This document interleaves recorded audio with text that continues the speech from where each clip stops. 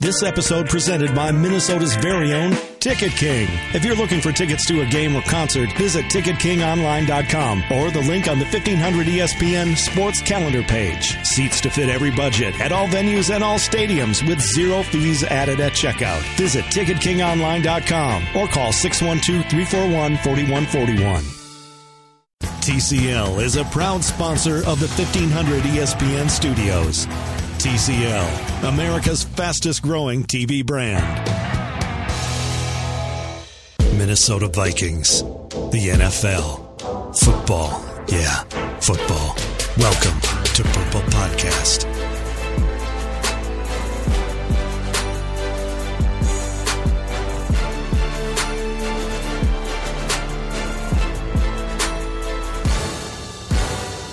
Welcome into the post-Minnesota Vikings and Detroit Lions version of the Purple Podcast. Matthew Coller here along with Judd Zulgad. And I will start out, Judd, with my opening comments that the Vikings defensive line put on the whooping of a century on Matt Stafford. By the end of the first quarter, you could tell that Matthew Stafford's feet were happy and the rest of him was not, because he looked terrified for the entire game. He was not able to work the ball down the field as he often can when he's at his best, and he was simply pummeled by a defensive line that had its best player back in and playing much more like himself in Everson Griffen. And if not for that, this game could have been a lot more compelling, but it just didn't. Nothing mattered that the Vikings did in this game because their defensive line won it by themselves. So let's go through the sacks, Matthew Coller. Danielle Hunter, 3.5 sacks for 14.5 yards in losses, but that wasn't the top yards lost. Your guy, Tom Johnson, 2.5 sacks, cost Stafford 18.5 yards in lost yardage. Griffen, a sack and a half. Mackenzie Alexander off a blitz, a sack.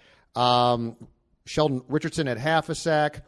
Weatherly had a whole one. The point being is, yes, this game, and was this game, listen, the style points aren't there, okay? The offense had opportunities to definitely put a nail in the Lions' coffin, and they did not do it. But was this game in Game 9 not the definition of a Zimmer blueprint game?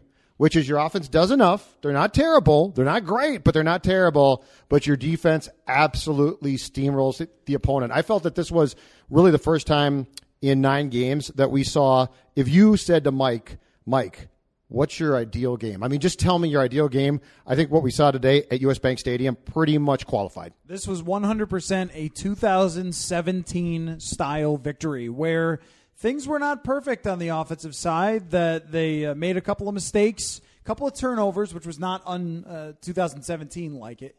They didn't turn the ball over very much last year, but the offense was not perfect, and yet nothing that they did impacted them. The mistake on the Dalvin Cook fumble, the interception from Kirk Cousins, neither of those things made a difference whatsoever because the defense was so incredibly dominant from start to finish. And the way that we look at this team, Judd, we've been trying to decide from week to week to week, could they really be a Super Bowl contender or are they not? So they lose against New Orleans and we're like, okay, well, it's a lot harder to call them a Super Bowl contender. And they beat up on a bunch of easy teams, the Jets, Arizona. Okay, I'm not impressed. Here's where I'm impressed, though, here. The Lions are not a good football team, and their head coach might just be a clown. Have some respect for the process. I know, Don't talk. Why do you talk like that? And look at that hoodie you're wearing. I know, and my posture right now Sit up. is a Here, I'm going to do the rest of the show, although people can't see me with my legs spread and I'm slouched way down. Oh, my gosh. Look at this, huh? Stop. You like this? Please stop. You like this look? For the love of God, stop. It doesn't matter what your posture is. Matt Patricia can't see you. He'll listen to the podcast after he gets fired, though, at home. So I don't have a whole lot of respect for them. But I do have a whole lot of respect for Everson Griffen and what he is. And when we were trying to analyze whether this is a real NFC North champion type caliber team, Super Bowl contender, to me it hinges on Everson Griffen. And it always did, because the defensive line is good, but not ridiculously good without him. Stephen Weatherly, nice player, not top 5 player at his position. And that's what Tom Johnson called Everson after the game, and I can't disagree. He is one of the most impactful players on a week-to-week basis. He never stops. He's the motor. He's the heart and soul of this defense, and you saw it today. He just kept them going through the whole game. In the fourth quarter, They're up. The game's over. And they're still sacking Matt Stafford because Everson Griffen is plowing his guy back into the quarterback. And they were all good. Linval was good. They had a stop on a third down. As always, some stupid team runs at Linval Joseph on 3rd and 1 because it always happens and they always get stuffed. But it was really Everson to me where it all started. And Tom, after the game, was telling me about getting one-on-one matchups today. And Tom Johnson's a heck of a player. I can't believe Seattle botched it the way that they did, letting him go. One of the most bizarre moves. So the Vikings bring him back. If he's one-on-one with a guard, he beats them. He always has since he's been here 2015 or 14 and beyond. He's always done it. So now this looks like a talented, a deep defensive line with its monster coming off the edge. And here's something that's even a little scary. Everson said he still felt a little rusty at times today. And I thought he was absolutely phenomenal. And this is not an offensive line, Judd, that's a joke. The Lions have good players on their offensive line. So this is two things to me. It's Griffen and Hunter playing and playing well. And it's depth then. Because the depth, if you recall, the whole thing coming out of the Philadelphia game in the NFC title game last year was the defensive linemen looked tired. And the training camp storyline was they're going to bring in more guys. In fact, go back to week 1 against San Francisco on this very field when they attempted a line change like in hockey, and Zimmer's like, whoa, not that much change. But the fact was that going into 2018, we talked about the fact that you were going to be able to effectively use that depth. Well, then Griffin's out and things went haywire. That's a key. Zimmer also brought this up in the post-game press conference fairly unprompted, and I thought it was very intriguing. First 5 games through the Rams game, this defense looked ordinary. This defense looked nothing like what was the top defense in the National Football League in 2017. The last 5 games, it started to come together, including without Griffen, maybe not like today, but it's gotten statistically better. Zimmer said, I've had to make some changes, and he didn't go into specifics, obviously, but he said, I've had to make some changes in what we did because teams had adjusted, and in fact, opposing defenses had adopted what we were doing, and so it wasn't as hard to beat those things.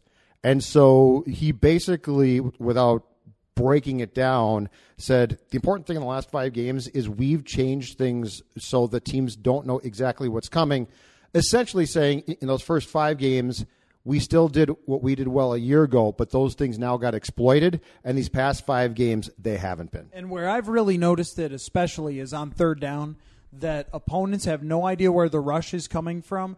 They are blitzing more than they did last year. Last year, it was very much – now, they would still do double A gap and things like that, but it was very much the front 4 were so good that they would just line them up and then cover everybody. And now on almost every 3rd down, there's a pressure coming from a different space, from whether it's the left side, the inside, the outside, the right side.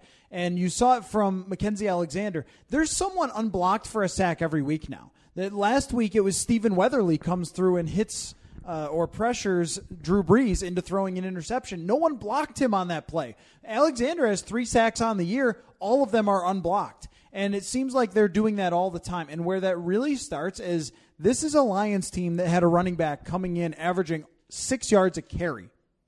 And he did nothing. From the very beginning, they were in the game a lot, and he did nothing. He couldn't run the ball at all. And look, I mean, it's a passing league and all that sort of stuff. But when you have a defensive line and a defensive-minded coach who knows all about how to pressure a quarterback, and the other team cannot run, and it's 2nd and 9 all the time, it's 3rd and long all the time, they are going to just use all of their powers to stop you, and that's the type of situation where the Vikings can win and look like they have in the past under Zimmer. Right now, this looks like the top 5 type of defense that you expected them to be, and even in a lot of ways played well against New Orleans, but the turnovers hurt them. But they weren't letting New Orleans fly up and down the field on them either. And then they crush the bad teams they're supposed to crush and now crush the Lions here. It's just this is what we expected at the beginning of the season. It took a little while to get here, but now as we're talking about contenders in the NFC, it certainly is Los Angeles and New Orleans at the top.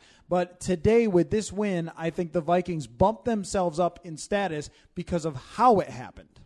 I could see that a little bit. And the thing, too, is So these last 4 games going into the bye were imperative to me because you had to win to go into the bye with things where you ideally wanted them to be. You had to take 3 of 4. And you had 3 cream puffs, right?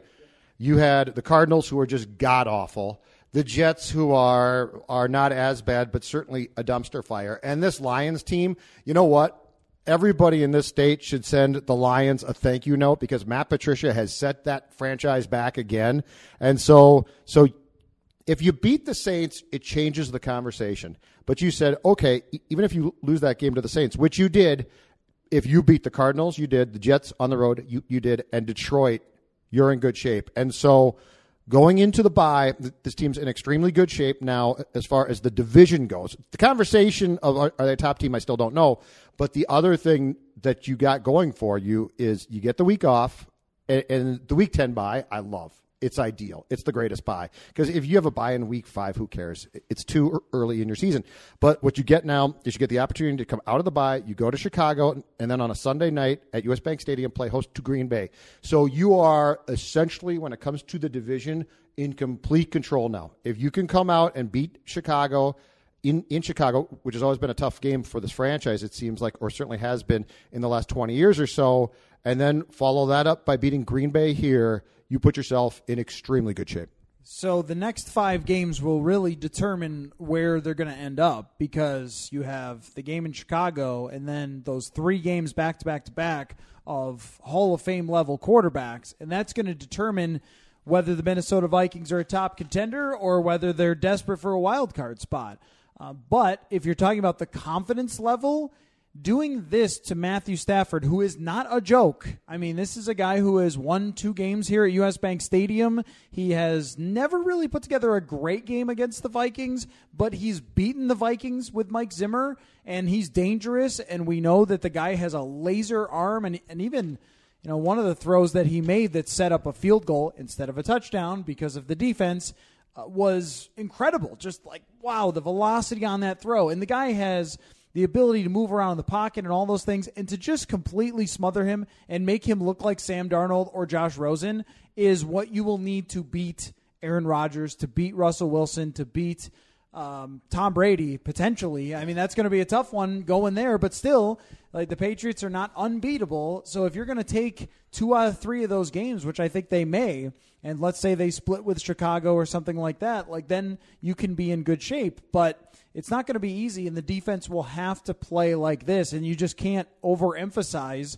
having Griffen back because who had to play today other than the defensive line? I mean, the cornerbacks, safeties, linebackers, I mean, they did their job, but it wasn't like they were getting lots of time to throw against Xavier Rhodes. And Rhodes played hurt, too. Right, so they couldn't take advantage of him at all because Correct. Stafford couldn't throw the ball down the field. Their screen passes were getting blown up even before he could throw the pass, more or less, on a few of those plays. So they gave Stafford no chance, and they made everyone's job easier. And I've thought this throughout this season, Judd, about Harrison Smith, where last year he's one of the best players in the NFL. This year he's been great at times, okay at times. But when the defensive line is playing the way it is, it makes everyone look better. It makes Rhodes look like even better of a shutdown corner. Yep. It makes Harrison look even better of a great safety. So they're already good to begin with. And Barr didn't play too today. Keep that in mind as well. That's an important thing. As you tried to decide, is there an inkling or a chance that you would pay Barr? I think the answer becomes more and more probably absolutely not. Yeah, no, I think he's going to so get a huge contract somewhere. And I think Eric Wilson has been really good from training camp. And I wanted to mention, speaking of that, things that you see in training camp in the preseason can fool you for sure. And I would say Laquan Treadwell has done that maybe twice. There are other things, though, in training camp and preseason that tell you exactly how it's going to go. Danielle Hunter looked like a monster in training camp and preseason. He'd play 5 snaps and get 5 pressures and a sack or something crazy like that in preseason. And it's carried over to this, that he has gone from a great player that was worth buying into to one of the best contracts in the NFL, from an elite pass rusher who is getting paid more like a so-so defensive end. Mm-hmm. It's incredible. Mm-hmm. And then to the other side of the ball, Chad Beebe. The guy came in. He was the last guy signed before camp. Looks like he's the last guy on the depth chart. And Corey Robertson, Jeff Badditt, these guys he just beats out and beats out and beats out. He gets his first opportunity today, and 4th and 1, they go to Chad Beebe. He makes a big play, and he looks like a guy that you might compare to someone like Jarius Wright. Yep. Like someone who is going to show up only for 10 plays but make 2 catches, and they're both big. How much does this also come back to a very, very simple thing? And this is something that some good players can't do, and it costs them the opportunity to have a great career. Run the correct route. Know what you're doing. Yep. No, I'm serious. Yeah. I mean, this league, as far as, and I'm not talking the Mosses, but as far as, do you want to carve out a niche in this league and be successful at that position? If you do, run the right routes, be in the right place. And if you're there and the quarterback's like, hey, I can rely on this guy, guess what? He's going to throw you the ball. And Beebe and Thielen and guys like that, at least the starting point for them is, they're in the proper place they should be, and that builds up a confidence that says to the quarterback, I'm at least going to give you a chance to catch the ball because you are where you should be. So what's really interesting about that, and that's Jarius Wright's career, what you just mentioned, is running the right route, being in the right spot, and that's all Chad Beebe has to do to succeed when there's so much attention going to other places. And I will tell you also, from having a few chats with Aldrick Robinson, he's a very bright guy. And no surprise that Kirk Cousins liked him and wanted to bring him here, that he's a smart guy who's going to mostly be in the right spots and be reliable when you throw in the ball. Did have I guess I'll call it a semi-drop. I mean, when you have bombs like that, they're much harder to catch. But also went through his hands. Yeah, passed on the right side. It went through his hands, and a great throw by Kirk Cousins on that play. Overall, from the quarterback position, it was not a great day today, and that's kind of what you're referring to with Mike Zimmer, is that the Vikings have to be able to win games when their quarterback makes a mistake or two. I mean, think about this, Judd, that last week we talked about how there were 2 mistakes that the Vikings made, 2 turnovers, and everyone made the hugest deal out of those 2 turnovers. They had 2 turnovers today, and they didn't mean a damn thing. Right. Because the defense played so well, and the opposing team's quarterback couldn't handle the pressure. That's how it's going to have to be for this Vikings team down the stretch. Is they're going to have to know that the other side of the ball is not going to be perfect. It's not going to be consistent all the time, putting up big point totals. They will make mistakes. They will have some errors, but they are good enough on a day like today to take advantage when their defense does the job. Okay, but what you just said goes back to the very point of what we've discussed about Cousins so many times during the course of the first 9 games, which is, I don't think the expectation is that this offense is going to be perfect. I think that they felt that Cousins was a more reliable thing to bet on than Keenum was. But this also goes back to why you can't afford mistakes in key games, because this defense is good enough to win you games. What they can't be is sabotaged by the offense, which is why Cousins was here. But that's why we harp so many times on the fact that he can't make mistakes in absolutely key games. You're playing Detroit, guess what? I'll give you 2 mistakes. You can make them. It hurts you a little bit, but you can make them.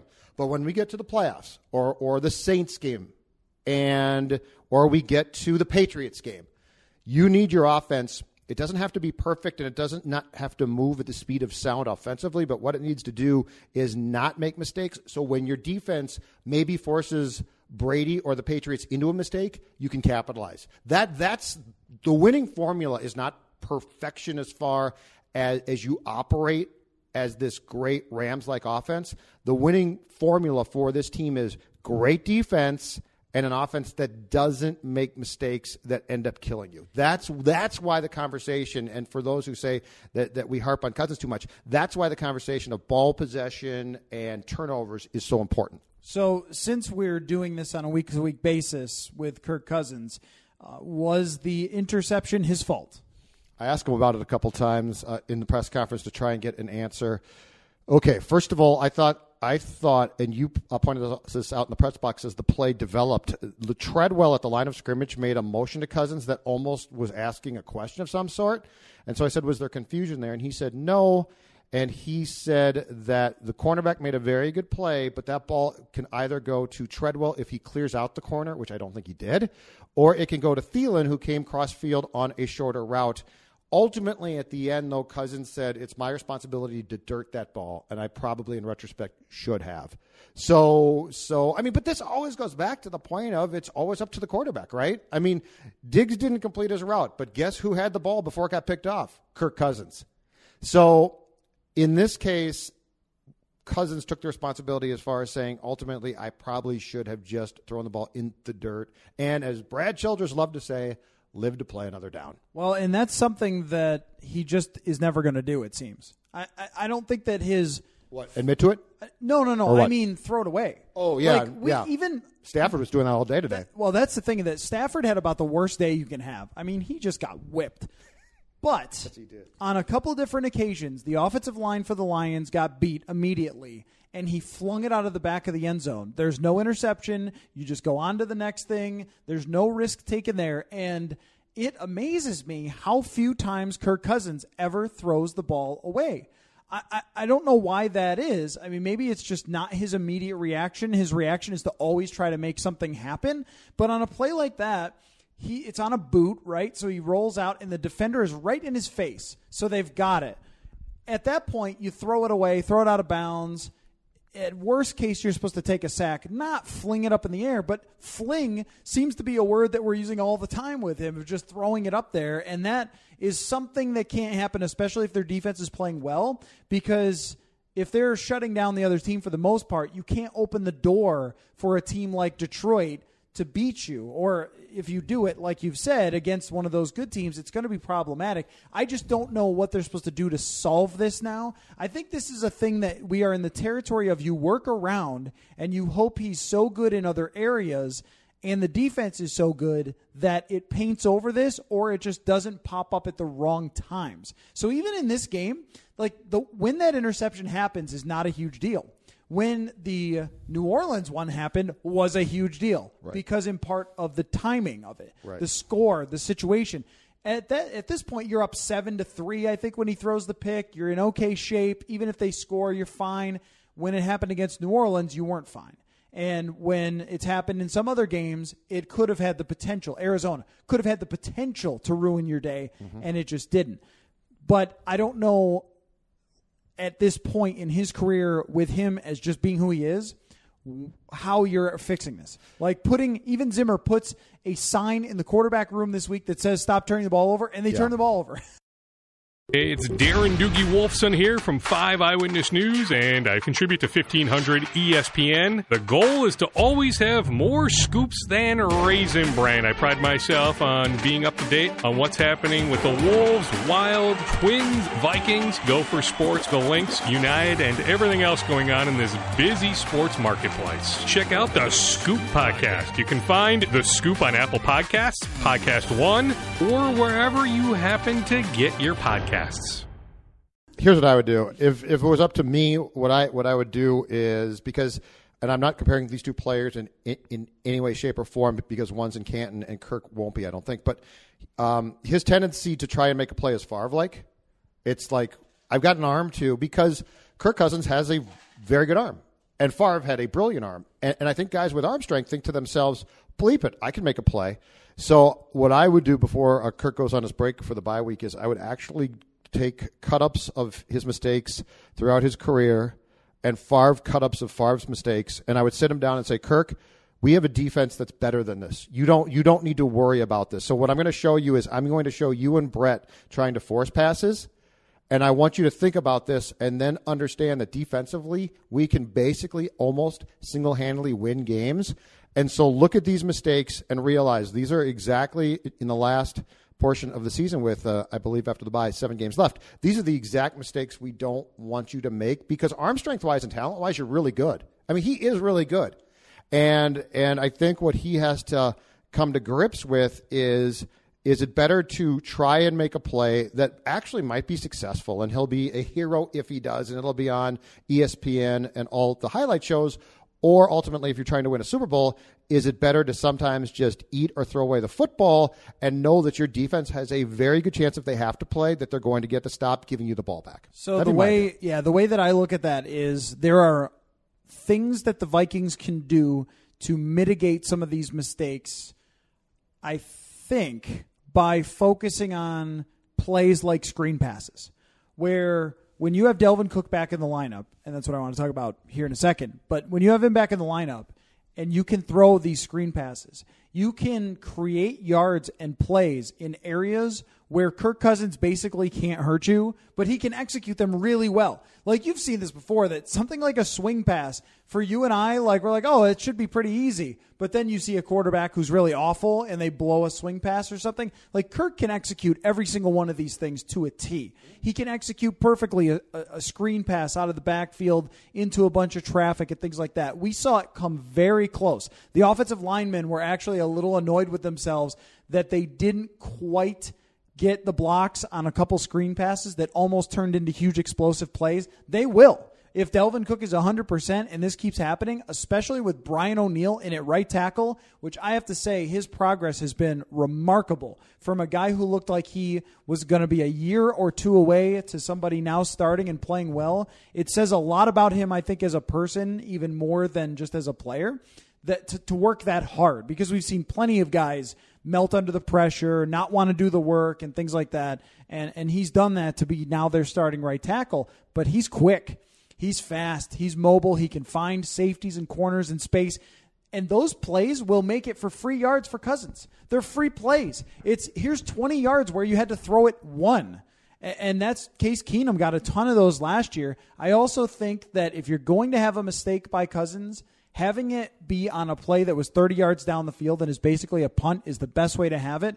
So the idea, I think, from DiFilippo is to have him getting balls off really quickly like that, or just throwing it deep. So if it's a mistake, then it can't really hurt you. Yep. And they can mitigate some of these errors. But, I mean, it still does kind of blow your mind that it's every single week. Well, and I think that the important part of this discussion, whether it involves Cousins, O'Neill, whomever, is you need to always translate it to when you're playing the best teams as well. Right. So like you're playing Detroit, that's great that you're successful. But Detroit looks to me to be regressing into the Detroit Lions that we've known for a long time, up until like the last 5 years.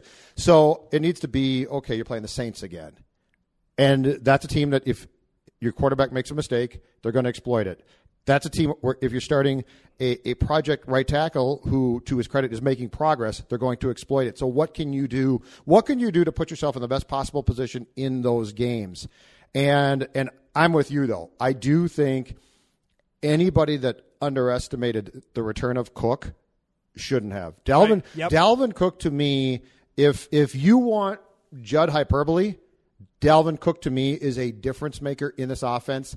And I think it's massive. And I've been mocked for that and told, yeah, Dalvin Cook. Dalvin Cook is that good. Dalvin Cook adds a dimension to your offense that, God bless Murray, because I think he works hard and I think he's a good player. But when you have Dalvin in there, it is an absolute difference maker in what your quarterback and the entire offense can do from a play calling standpoint and an execution standpoint. Yeah, and a couple of the offensive linemen said that today about the screen game, because I asked Pat Elflein and Brian O'Neill just, what does that add to your offense? Because they really didn't use it with Latavius Murray. And I was surprised that they didn't use it more with Murray, but now Cook comes back and they run 4 or 5 of those in a single game, and it shows every other team, you better watch out for this. And something that I really like today, Murray's in at running back, so is Dalvin Cook.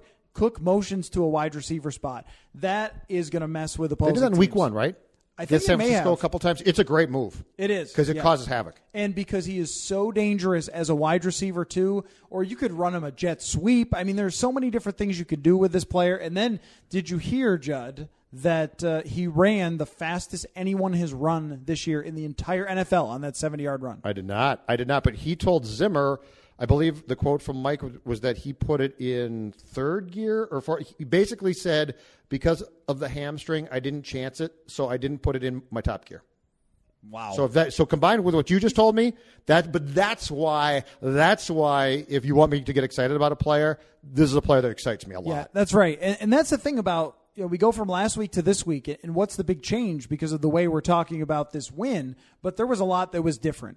And there was a lot that points to this team being an actual contender, and Dalvin Cook and Everson Griffen being who they are is the biggest difference there, because that's 2 elite players. With Dalvin Cook, he's never been in for more than a couple of games in a row. As Kirk Cousins pointed out. When he is I know. I was surprised that he kind of... You pay for the show and you don't get to see the show. You know, it's sort of disappointing. He kind of went there with Dalvin Cook. But, I mean, the injuries are not his fault with Cook. I mean, it's just, the knee, and then he has the hamstring issue, probably caused by the fact that he wasn't really fully participating in all the camp practices. It happens to a lot of different players coming off that injury. But he certainly looked like he was in fifth gear or whatever to me on that run. But if he's back... and Griffen plays like this, it's just a different team. And the fact that, Judd, they had an offensive line that performed the way they did today with O'Neal, that's where it's going to be tested, though, like you said, by the great teams. But O'Neal in over Rashad Hill, if he's continuing to get better, that's a pretty big bump compared to what you have in Rashad Hill as far as talent goes. I think it's not a hot take to say, to your point, if Griffen and Cook aren't playing, this is not a Super Bowl team. It's just not. It's a good team, probably. It's an okay team, but it's not a championship team. If Cook and Griffen are fully engaged, though, this team can contend. And if either one of those guys goes out again, you're in trouble because you can't replace them. Mm-hmm. But in the case of getting both of them back today, I think what you saw going into the bye was the potential that the Vikings have to be the best that they could possibly be. So what did you make of the fact that Adam Thielen had 4 catches for 22 yards today? He got doubled a lot, and if Diggs is not playing, Thielen's not going to be the same player. But that being said, if you tell me tomorrow that Diggs can come back and Cook goes back out, I don't make that switch.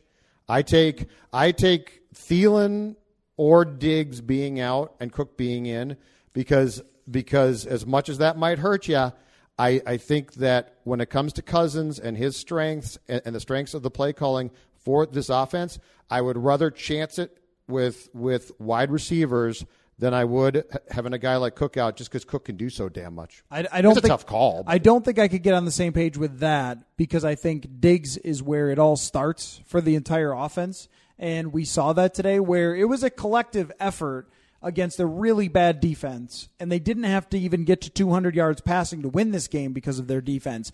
But if they are in a shootout without Stephon Diggs, I still can't possibly trust Laquan Treadwell with anything. And Chad Beebe was a nice story today, and he might step in. How about Cook playing? But if they were to properly use Mike Boone, Rock Thomas, with Latavius Murray rushing, I think that they could create enough there. It's not the same. But without Diggs, if they're in a shootout with someone else, I think they're in huge trouble because we saw it. The Detroit Lions game plan for Adam Thielen. They put good corners on him. They doubled him in all key situations, and they were able to take him away. That's why I always look at this as when we talk about the best receivers in the NFL, I say A.J. Green, Julio Jones, Antonio Brown, because no one can take them away, and they know they're throwing there every time, and it just can't be done. Right. Whereas these two are the best tandem in the NFL because you might be able to take one of them away if the other one is gone, but you can't stop both at the same time. So I think you need both for this offense to actually cook, where with Dalvin... God, that was bad. How about that? At first you just screwed up. Nope, but then I didn't. It was on purpose. I'm embarrassed. But with Cook, we've seen them have enough offensive success without him. It's just, if you want to be a Super Bowl caliber offense, I think you need all of those things cooking. Oh, God help us. All right, I'll throw this back at you. I don't know if it's a shootout. I think this team's in trouble. That's probably true, yeah. So I don't think you can afford, if you go replicate and you're completely healthy at the Rams game again, I think you still lose. So if you say shootout, I say no. This defense, this is the formula here. If it's concocted correctly with Zim making all his mad scientist changes again after the 5th game, I think is dependent on the fact that it doesn't go to a shootout. Because what you need is this defense to contain teams, and then the way I think of this offense is how could it be most effective without having to necessarily be high powered? So if you go into the Rams game again and you're like, let's do it again, boys, I'm taking the Rams 9 times out of 10 in that game. Yep. Because then it's also the shootout aspect also puts way too much on the shoulders of your quarterback, and I don't like that. I think he can listen. I think he can be very good, and I think he's got a great arm and can make plays. But if I'm like Kirk, if I have to sit down and look Kirk Cousins in the eye and say, "Kirk, go win this game for us," I don't like my odds. So something else we saw today that just can't be said enough is U.S. Bank Stadium and the impact that it has on opposing quarterbacks. This will be important. This is going to be important. Mike Zimmer called for more skull chants, and you in the press box, Judd, we just couldn't get you to stop.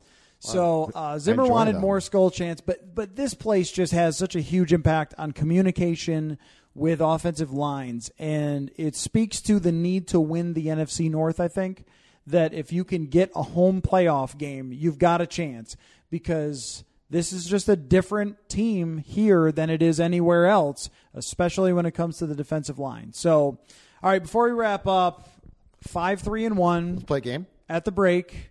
I thought you were going to play a game with me. No, we can play a game. I want you to grade the things that I tell you to grade. All right. Okay. So grade for me, and this is going to be a Purple Live entire episode with Courtney Cronin, where we're going to go through everything and grade everything. But I just want you to grade for me. She's a tough lady. Through 5-1. She's like a white tiger. She's a tough teacher. The offense of the Minnesota Vikings. Give me a grade up until now, up until the break. From week 1 to now. I'm sorry. On what system? Just, A, B, C, D. Okay. All right. F. Okay. No. I'm going to give the offense up until now B-. B-. The mistakes take away from it being just a solid B, but they've done some good things. That Rams game, they screwed up at the end, but that defense that night was absolutely not good, and Cousins and the offense kept that team in that game. So I would say, given the fact that it's not their fault that Dalvin Cook got hurt in week 2 at Green Bay, B-. Grade for me, the defense. Wow, it's like 2 seasons. It's like the first 5 games and then the next, 4 games. Solid B. Bad start. Starting with the second half of the Saints playoff game through the Rams game, I think we all said, what the hell happened? But since then, it's been a solid. So I'm going to give them, especially based on 10 sacks today, a very solid B. All right, now tell me this. What is the Minnesota Vikings' final record? Well, I got to factor in a bleeping tie into that son of a buck, too. I hate doing that. So they're at 5-3-1 right now, right? Correct.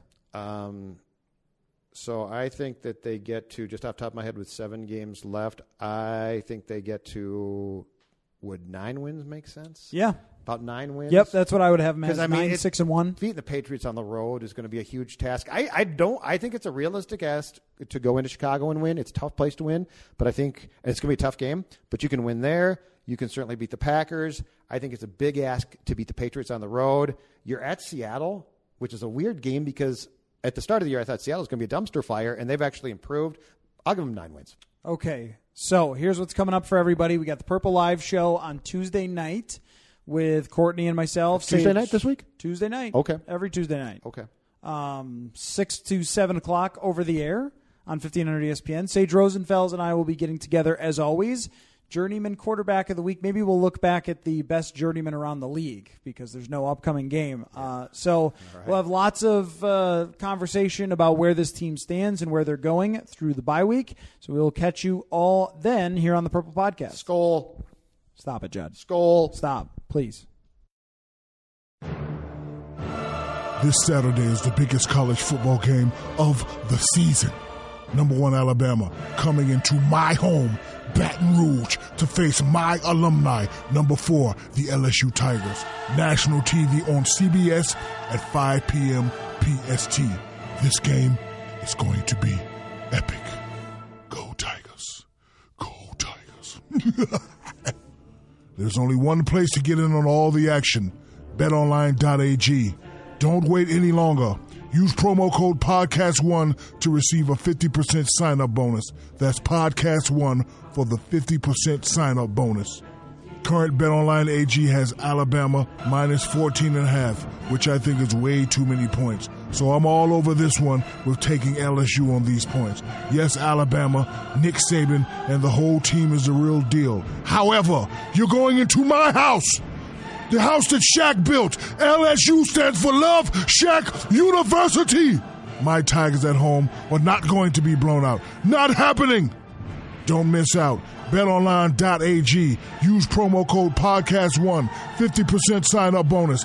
Alabama versus LSU. Saturday night. College football at its best. Go Tigers!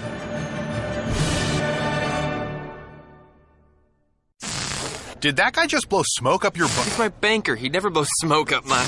Yeah, but he is, though. Oh, jeez. You get this? No. Santander Bank gives me instant card hold. If I misplace my card, I can put it on hold through their app. Respect adds up at santanderbank.com. Presidential-style campaigning. I'm Tim McGuire with an AP News Minute. President Trump and former President Barack Obama agree on one thing as they hit the campaign trail. People have to vote in the midterm elections. I'm here for one simple reason. I'm here to ask you to vote. You got to go out and vote for Greg and Jim and a Republican Congress. We need it. Trump was in Indianapolis while Obama was campaigning in Atlanta.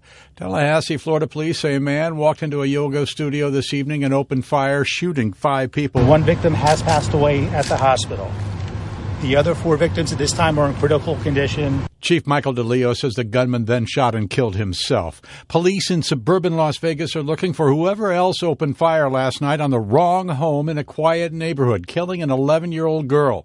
Investigators say a neighbor shot at the suspects with his legally owned gun, and a 19-year-old man is now in critical condition. The 17-year-old driver of the car is in custody. I'm Tim McGuire.